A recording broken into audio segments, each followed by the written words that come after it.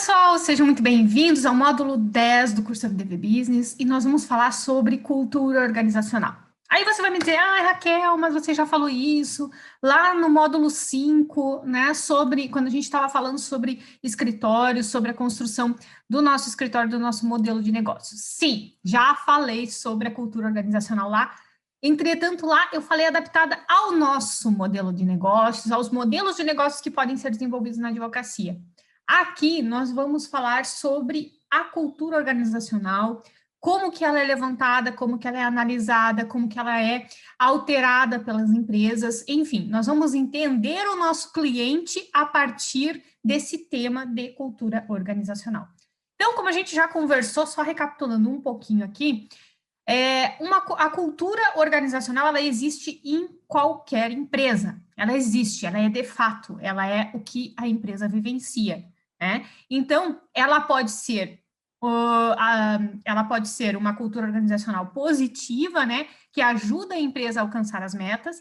No entanto, ela também pode ser uma cultura organizacional negativa, quando ela prejudica as ações que ela toma, a forma como ela decide, a forma como ela organiza, né, as pessoas dentro dessa empresa, ela não leva aos objetivos que ela almeja, né? Então, aquela cultura, as ações da empresa, né, os valores que estão sendo vivenciados naquela empresa, elas não vão levar aquela empresa para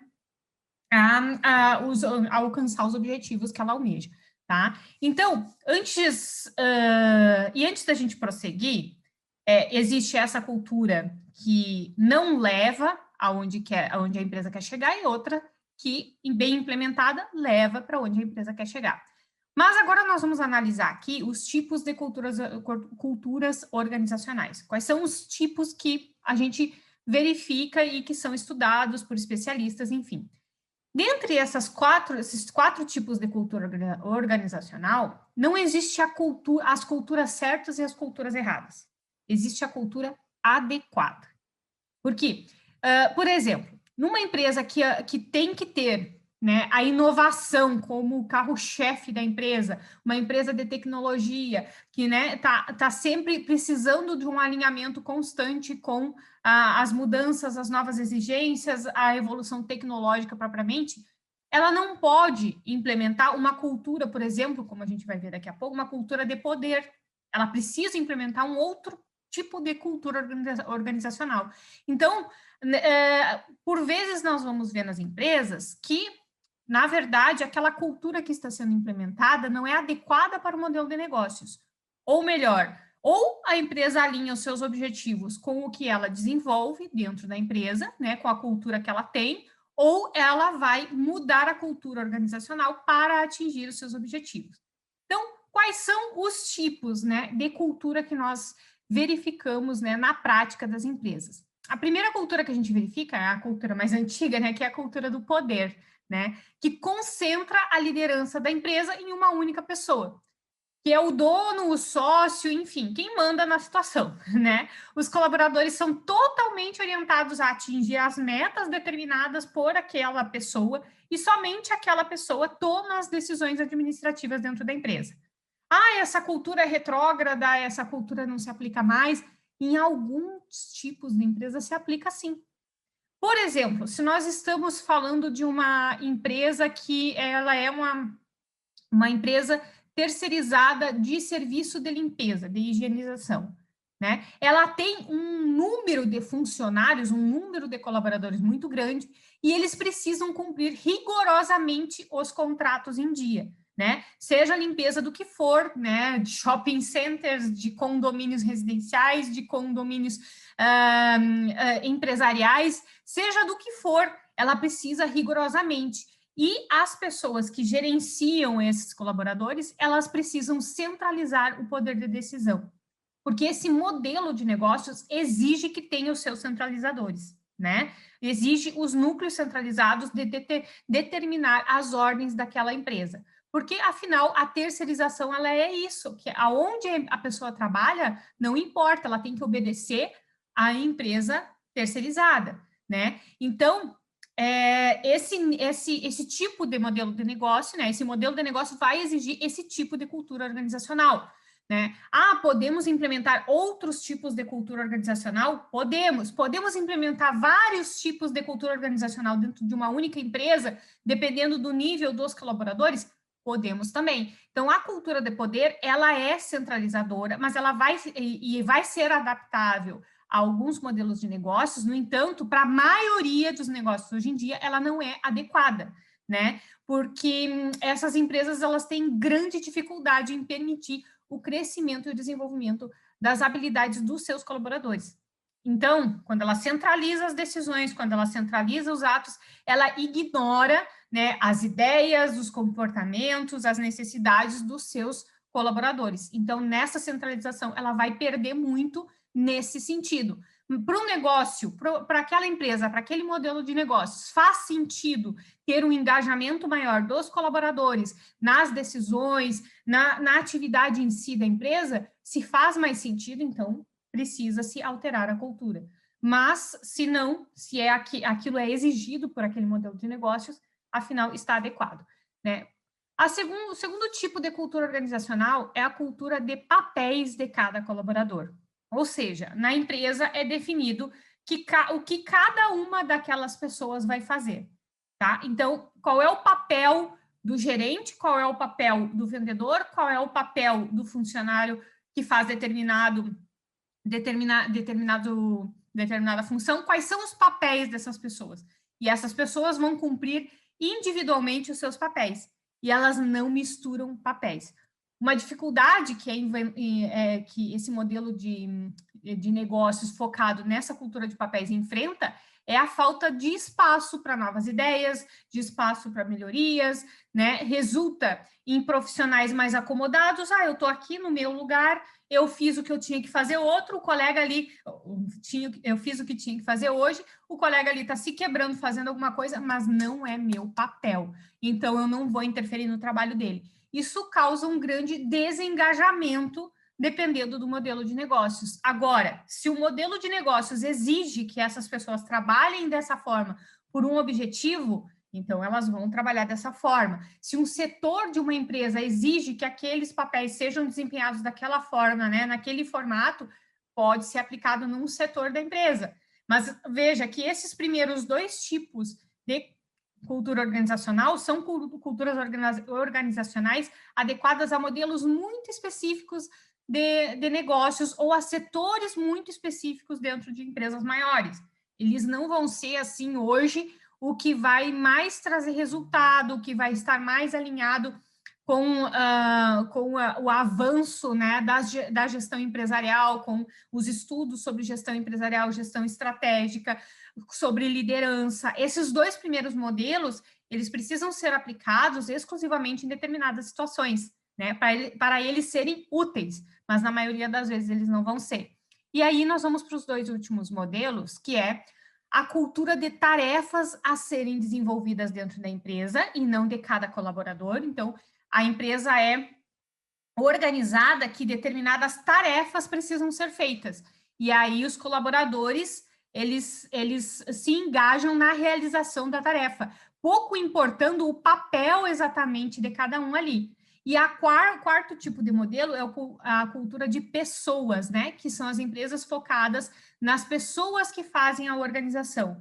Então, são as empresas que valorizam muito o trabalho dos seus funcionários, a integração, aquele trabalho em equipe, o crescimento profissional de cada um, a retenção dos talentos que aquela empresa desenvolve.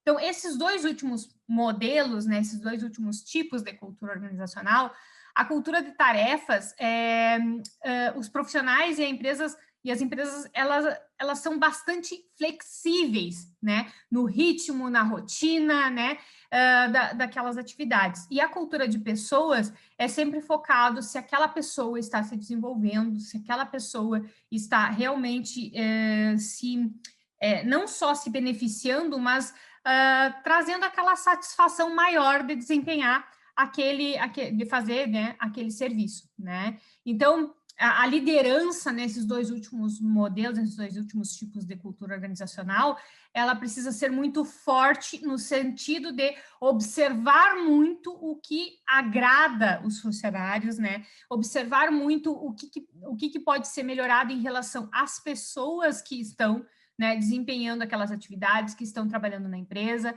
né? Como que elas podem se desenvolver mais, que a empresa pode trazer ela mais para a gestão dos negócios, né? Então, vai ter sempre essa preocupação.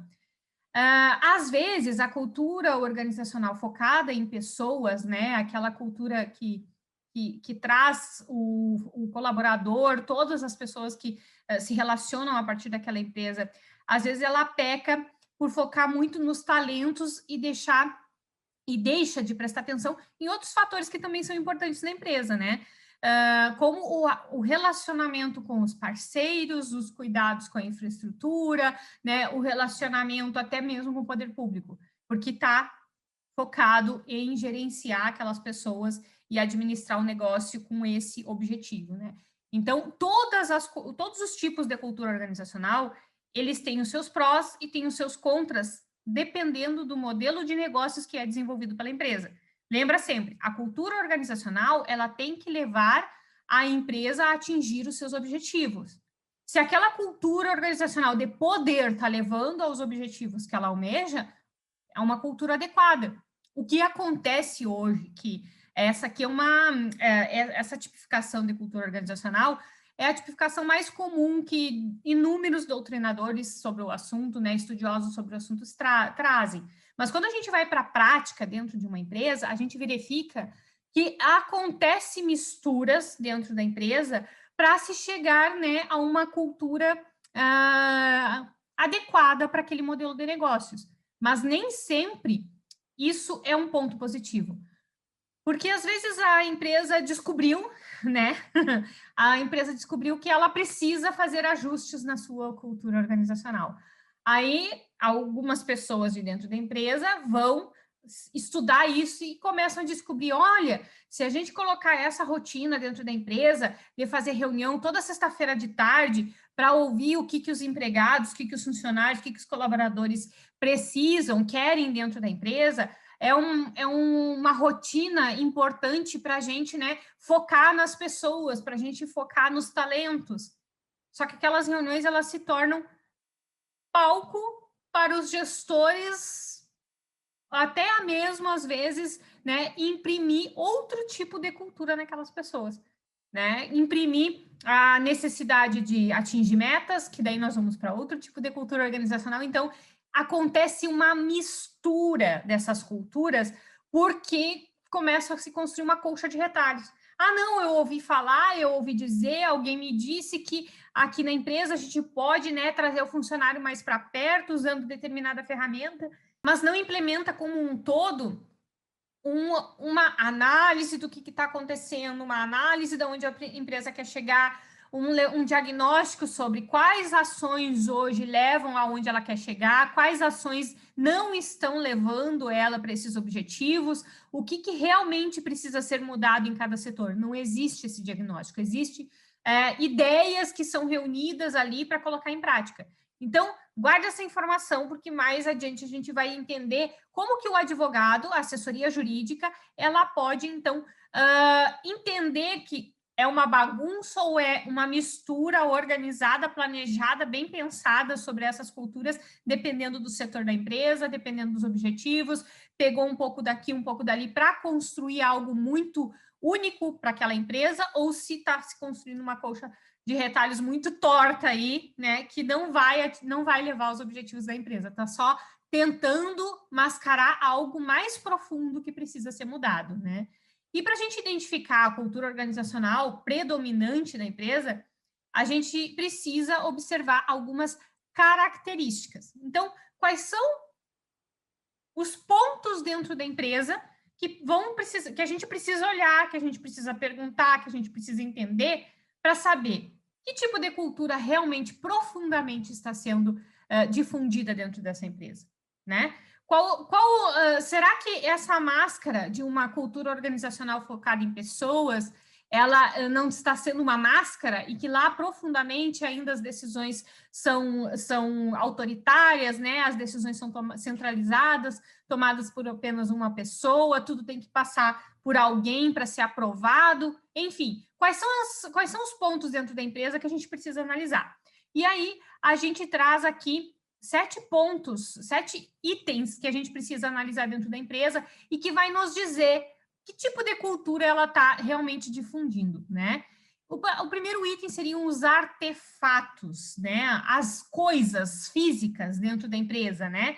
O que tem de concreto, os produtos, o serviço, a decoração do ambiente, o organograma que aquela empresa tem, o grau de formalidade que ela tem entre os seus funcionários ou não tem, né? Tem usa mais ou menos a tecnologia a seu favor, ela busca trazer novos itens para aquelas rotinas para melhorar, ou ela mantém um padrão, ou ela mantém algo mais antigo. A decoração, ela se preocupa em tornar o ambiente mais agradável para o consumidor, se preocupa em chamar a atenção dessa forma mais visual, ou ela se mantém presa a alguns padrões, enfim, né? Então, os artefatos, é quando tu entra na empresa e olha e começa a observar, nossa, né? Essa empresa é muito boa, nossa, essa empresa, ela, credo, essa fachada, o que é isso, né? A bagunça do local, né? Eu já assim, chamei a atenção do cliente com todo o cuidado possível para dizer, cara, assim, ó, como que vocês conseguem trabalhar nessa bagunça? Ah, são meus funcionários. Não, os funcionários repetem as ações, os hábitos dos proprietários, dos sócios, dos donos, dos gestores, dos líderes. Então, se o ambiente todo é uma bagunça, não é aquela mesa daquele fulano lá no canto que está uma zona porque ele é desorganizado, é a empresa como um todo, em todo lugar. Sério, gente, é a cultura do dono, é o dono que implementa essa cultura. Então, ele pode até dizer e tu pode até concordar, mas no fundo, é a cultura dele. O segundo ponto a observar são os valores que são compartilhados dentro dessa empresa, né? Como é que é o comportamento daquelas pessoas, né? Por que elas fazem o que fazem e como fazem? O que elas usam para justificar as suas ações ou as suas inércias, né?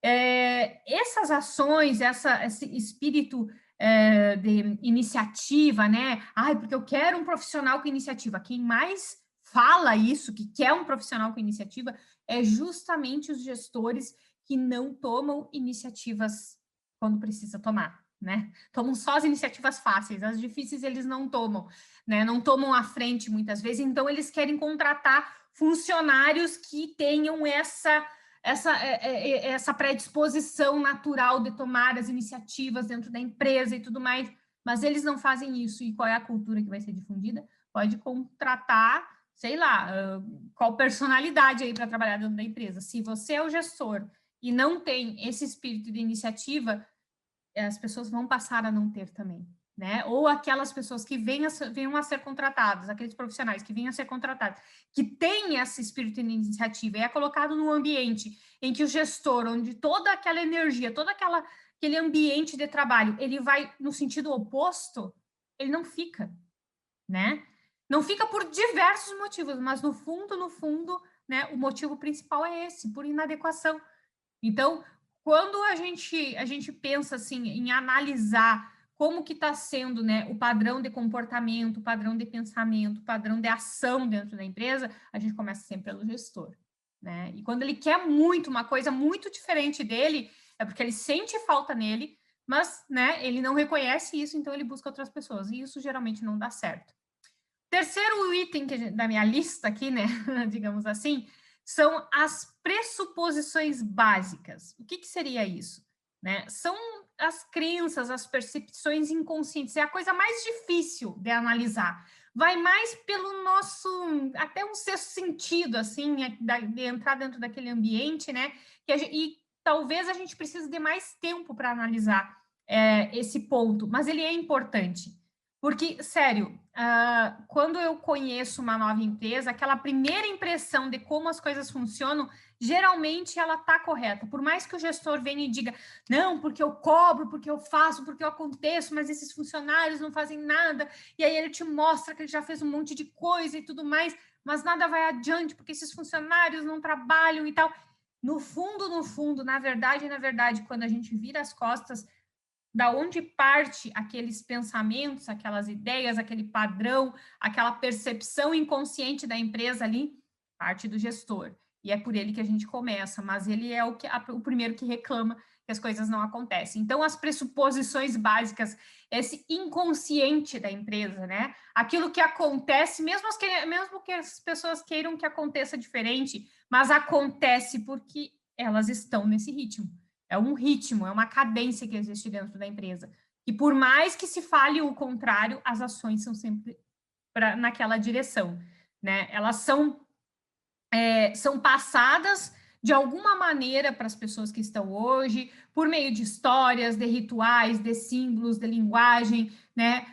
Um gestor que fala muito palavrão no sentido no momento da exigência de um cumprimento de uma tarefa, no momento mais tenso, ele xinga, ele briga, ele esbraveja, né? E isso é uma história que está sendo contada. É a forma como as pessoas vão ver a empresa, as pessoas vão se sentir dentro da empresa, né?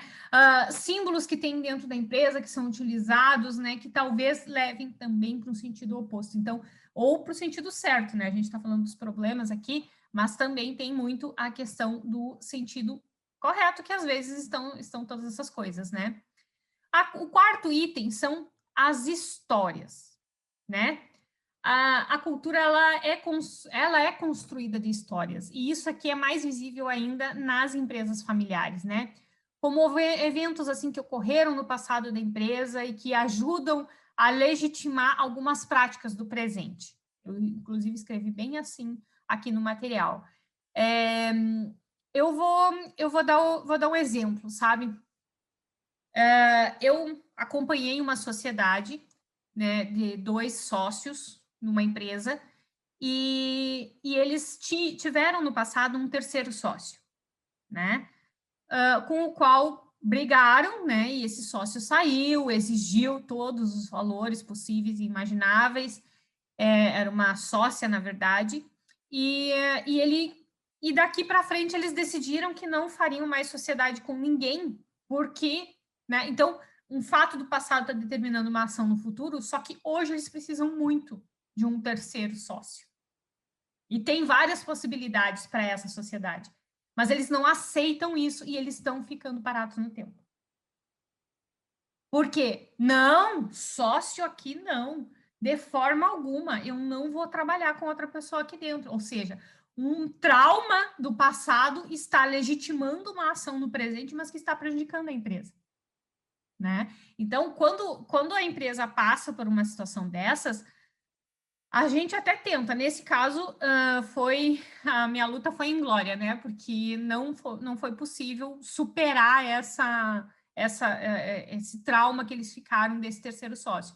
Então, a empresa vai ficar onde ela está, né? É um conhecimento específico que precisa ser agregado ao negócio, né? Enfim, não tem outra forma que não seja alguém participando da sociedade mesmo, porque é uma peça-chave, e não tem o que fazer. E eles vão ficar parados no tempo. Então, quando a gente fala das histórias, elas são muito importantes de serem conhecidas, tanto para a gente entender, né, para onde essa empresa está indo, da onde ela está vindo, para onde ela está indo, as suas conquistas, quantas dificuldades já superaram, quantos desafios, né? Então, é uma empresa forte, uma empresa que batalha.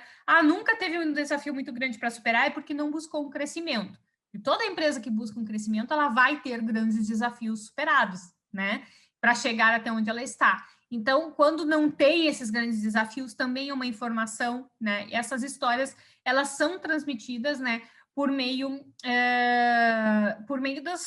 de todos os atos dentro da empresa, e algumas coisas, às vezes, são aparentemente injustificadas, algumas ações, mas, no fundo, tem essa história por trás, né? O quinto item aqui são rituais e cerimônias. O que significa isso? Parece aula de história, né? Rituais e cerimônias são todos os rituais e as cerimônias que as empresas promovem dentro, né, da sua organização ou que não promovem para a interação dos seus colaboradores, dos seus parceiros de negócios, né, dos seus clientes, dos seus fornecedores, enfim, né? Tem empresas que prezam muito pelas pessoas e elas fazem de tudo para que algumas coisas sejam comemoradas sempre na empresa. Sejam datas comemorativas, né, de calendário, sejam datas específicas das empresas, né? Eu acompanho uma empresa por meio de um amigo que trabalha, né? Então, todas as datas comemorativas, ela faz uma festa, ela reúne, ela integra as pessoas, não transforma aquilo numa reunião profissional, muito pelo contrário. E quando começou a pandemia, quando teve alguma data ali comemorativa, as primeiras não deu, mas enfim, depois ela começou a trabalhar melhor, ela mandou para casa de cada um dos seus funcionários um kit churrasco com a carne, o sal, uma tábua, né, de carne, até cerveja e pão de alho, mandou um kit para que cada um, o dia do trabalho, para que cada um pudesse comemorar o 1º de maio em casa com a sua família, né, protegidos e tudo mais, mas que todos estivessem fazendo aquela comemoração, né, e eles fizeram videoconferência, cada um mostrou o seu churrasco, enfim, eles integram as pessoas, mesmo quando estão em home office. Então, elas primam muito por isso. E é uma empresa que, na região onde ela atua, ela é muito reconhecida pela forma como ela trata os seus clientes, que é sempre, as pessoas narram que quando entram dentro dessa empresa, elas se sentem em casa. Por quê? Porque a empresa tem baixíssima rotatividade de funcionários. Então, se eu for lá hoje, daqui 5 anos, é bem possível que eu seja atendida pela mesma pessoa. Então, isso traz familiaridade para os clientes e eles fazem de tudo para manter os seus colaboradores na empresa, seja com aumento de salário, seja com benefícios, seja com oportunidades de crescimento, seja pagando um curso, uma faculdade, uma especialização, ela está sempre engajada em produzir esses momentos para essas pessoas. Então, é muito interessante a gente entender, as empresas, elas estão preocupadas ou não estão preocupadas com esses momentos?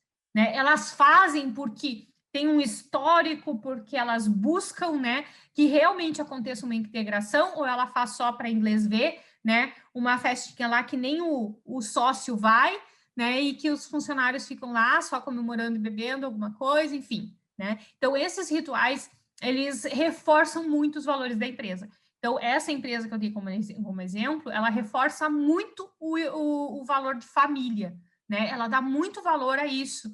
Ela traz muitos benefícios. A licença paternidade, por exemplo, é de 60 dias. Ela não tinha obrigação de dar 60 dias, nenhuma obrigação, nem pela Convenção Coletiva de Trabalho, por nenhuma lei. Mas ela dá 2 meses para o homem que tem filho e 4 meses para a mulher. Entende o quanto ela se preocupa e ela traz essa familiaridade para o cliente. Então, é uma cadeia que se constrói de ações que são levadas para essa imagem que ela constrói. E ela é muito bem sucedida, sempre em crescimento, enfim. Então, quando a gente vai analisar uma empresa, a gente tem que ver se tem esse espírito, se não tem, se é uma coisa que poderia fazer uma diferença dentro da empresa ou não. Sexto, símbolos materiais. É tudo o que a organização comunica de forma não verbal, mas que está presente, né? A arquitetura, as disposições das estações de trabalho, se está todo mundo junto, se não está, né? A relação entre os funcionários e o espaço físico, eles têm ambiente, não têm? Bom, eu fui advogada por pouquíssimo tempo de um posto de combustível, cuja a sala de alimentação dos frentistas ficava numa peça, né, que era na sequência de um depósito de materiais no meio das bombas de combustível. Ou seja, o cheiro de combustível ali dentro daquele era como se estivesse abastecendo um carro. E o proprietário disse, não, é esse o lugar que eu vou colocar. Não dá, isso aqui é insalubre. Como é que tu vai comer aqui dentro? Sem contar que não tinha janela, a porta era daquelas vazadas, assim, não tinha janela. Mas, cara, como é que alguém vai comer? Tu conseguiria sentar aqui e comer? Não, isso aí é para os funcionários, para os frentistas, pouco se importando com aquelas pessoas. Então, essa relação do ambiente com o funcionário, a empresa se preocupa ou não se preocupa? Aí ele teve que mudar o refeitório de lugar, porque aquilo não era um refeitório, era um lugar para parar, né? Teve que mudar o refeitório, porque acredito que 2 meses depois que eu prestei uma consultoria para ele foi autuado, né, pela fiscalização e teve que construir um ambiente para os funcionários ficarem. E eu continuei me relacionando com ele porque, né, socialmente, assim, ele disse, ai, olha, Raquel, tive que construir, né? Eles têm mais regalia do que muito funcionário por aí. Daí começou a reclamar de ter que ter construído um lugar seguro para alguém comer, né? Que não precisava de muito. Era só um ambiente que não cheirasse a combustível. E ele não teve essa percepção, porque ele entendia que os funcionários não eram importantes, digamos assim, eles não mereciam um tratamento mais humano.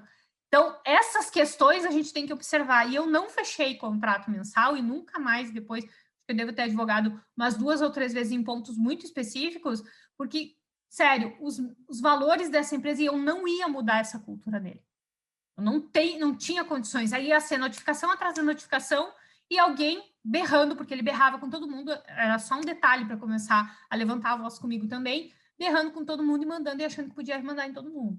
Então, aí, cara, assim, ó, e ainda reclamando do valor dos honorários, né? Então, é o tipo de cliente que a gente não busca, entendeu? Às vezes, analisar a cultura organizacional de uma empresa é importante até para o nosso contrato, porque a maneira como ele trata os colaboradores, os funcionários, pode ser que hoje não seja a maneira que ele te trata. Mas, com o passar do tempo, ele pode trazer algumas coisas dessas relações. Isso não é legal, né? Então, cuidar. Ah, ele tá fazendo errado e tu chega, cara, assim, ó, não dá para fazer assim. Tem toda uma norma, mas principalmente por questões humanitárias, pois é, olha só, eu estou tentando aí levantar fundos para conseguir fazer um refeitório, já contratei aí para a empresa de limpeza já limpar melhor isso aqui para segurar, só eu terminar lá, é outro pensamento, né? Mas não, a pessoa insiste, né? Então, esses símbolos materiais e as relações que são não verbais, que é a relação do funcionário com o seu ambiente de trabalho, como que o gestor organiza isso, é importante analisar. E o 7º e último item seria a linguagem, né? Tem empresas que desenvolvem até um dialeto próprio, né, gente? A gente chega lá e eles falam tudo assim meio no símbolo, né? Na abreviação de uma expressão, numa sigla que tu não entende nada. Mas tu vê que todo mundo entra naquela linguagem, que é quase um dialeto. Isso faz diferença, porque o pertencimento a uma linguagem, a uma cultura, pela linguagem, é um ponto muito forte. Então, se tu vai para dentro de uma empresa em que tu vê que tudo funciona a partir de uma linguagem que todo mundo usa e que não é usada ali fora dali, você vai entrar em algo especial. Você vai entrar numa linguagem que só você e poucas outras pessoas conhecem, você pertence àquele grupo, né? Então, essa questão, esse sentimento de pertencimento é interessante, né? Então, a linguagem, né, referente a cada processo que é feito dentro da empresa, aos equipamentos, pessoas, ao vestuário das pessoas, a gestão da empresa, ela está preocupada com isso, com a segurança, né? Com a segurança, porque às vezes, é preconceito dizer que mulher não pode andar de saia curta, de decote, que o homem não pode usar regata e tal. Mas, gente, se aquela empresa ela atende um público masculino maior do que feminino e a empresa ela não tem o poder de controlar os seus clientes, é óbvio que ela vai orientar as suas funcionárias, mulheres, a se vestirem de uma maneira que não provoque nada, né? Porque aquelas pessoas são incontroláveis. A empresa não tem o poder de controlar aquele público. Então, se você quer trabalhar aqui, você precisa cuidar a tua vestimenta para se proteger dessas pessoas, porque essas pessoas vão ser agressivas, vão ser inconvenientes, vão chamar atenção, vão menosprezar por estar com um decote. não vão querer ser atendidos. Então, prezar pela aquela vestimenta adequada àquele ambiente, não no sentido discriminatório, mas no sentido de proteger as pessoas, ou lugares que tem que usar roupas especiais, enfim, cuidar disso. Ah, não, eu forneço EPI, se ele não usa, o problema é dele. Não é dele. Vai ser dele se acontecer alguma coisa, mas se tiver alguma fiscalização, vai ser seu, só seu. Se ele não quis usar, a obrigação tua fazer ele usar. Então, todas essas coisas comunicam alguma coisa. O empresário se preocupar ou não se preocupar com isso é uma linguagem a te trazer, né? É uma informação a te trazer. Então, a cultura organizacional como um todo, ela tem basicamente duas funções, né? Que é a adaptação da empresa no meio externo, né? No sentido de torná-la única, competitiva, engajada. Então, eu construo para o externo um corpo único daquela empresa. A cultura organizacional, ela tem esse poder, se ela for bem aplicada, estudada, enfim, né? E a integração interna entre todos os envolvidos para o funcionamento daquela empresa, não só os colaboradores, mas principalmente sócios, fornecedores, prestadores de serviço, inclusive a relação com os consumidores é uma questão interna também. Então, internamente, como que funciona, né? Então, essa cultura, ela tem esse poder, a cultura organizacional tem esse poder. A questão é, as empresas estão sabendo usar esse poder a seu favor, né? Porque uma cultura organizacional, como a gente já conversou lá no módulo 5, para ser bem sucedida, ela precisa indicar um crescimento, ela precisa ser dinâmica, ela precisa ser ascendente. A cultura, ela tem que levar a empresa por esse caminho, né? E para entender as funções, algumas características, elas precisam estar alinhadas com o propósito da empresa e as necessidades do mercado. Então, quando a gente analisa a cultura organizacional para realmente usar esse poder dela, de torná-la única no mercado, em relação externa, e uma integração interna muito forte, levando, né, em direção aos objetivos maiores da empresa, a gente precisa trazer para dentro dessa cultura, né, algumas características especiais, né, que precisam ser levantadas, que é a inovação, predisposição de correr riscos, né, o nível de quanto o negócio permite inovar, que ele permite assumir riscos, que ele calcula esses riscos, orientação para resultados, ou seja, aquela empresa, ela faz tudo isso para chegar aos resultados, ela está praticando os atos certos. Então, a cultura organizacional, ela tem que prestar atenção nisso, na inovação, na disposição em correr risco, na orientação para os resultados, porque se a empresa não está constantemente revendo se os seus resultados são aqueles almejados, se as ações que elas estão praticando vão levá-las àqueles resultados que ela quer, se ela não está constantemente revendo isso, a cultura organizacional, ela está parada, ela está estagnando a empresa, né? Orientação de pessoas, preocupação em criar um melhor ambiente de trabalho e entregar as ferramentas certas para os funcionários. Ah, eu cobro dos funcionários metas, mas eu entrego as ferramentas certas para eles atingirem essa meta. A orientação da equipe como um todo, né? A preocupação da liderança, a preocupação dos liderados, o esforço para criar as equipes de trabalho. Então, a cultura, ela busca isso, ela tem essa orientação, ela é agressiva no mercado externo e interno, né? Ela diminui a agressividade interna e aumenta a agressividade externa, ou seja, cria um corpo homogêneo internamente para atingir os seus resultados, mas externamente ela é agressiva, então estão todos brigando por um mesmo propósito, né? Então, toda a cultura organizacional, ela tem, né, ela tem esses tipos de cultura, tem esses elementos, tem as funções, tem essas características que a cultura organizacional precisa se preocupar. Então, e na próxima aula, a gente vai ver como analisar as empresas e para que podemos usar esses diagnósticos. Os diagnósticos sobre cultura organizacional, eles não são feitos pelos advogados, tá, gente? Mas a gente pode usar algumas ferramentas de diagnóstico para nós entendermos a empresa. Para a gente entender como que os nossos documentos podem ser mais alinhados, como que os nossos serviços podem ser melhor prestados, mais adequados às realidades da empresa. estou vendo que aquela empresa ela não tem uma administração profissional, ela tem um poder centralizado. Então, como que nós podemos dar segurança para esse gestor que está centralizando o poder? Como que a gente pode garantir para ele algumas seguranças para ele realmente mudar um pouco essa cultura? A gente provoca, a gente não faz o diagnóstico completo para fazer a mudança de cultura organizacional, não é papel do advogado, mas é nosso papel prestarmos atenção nesse ponto.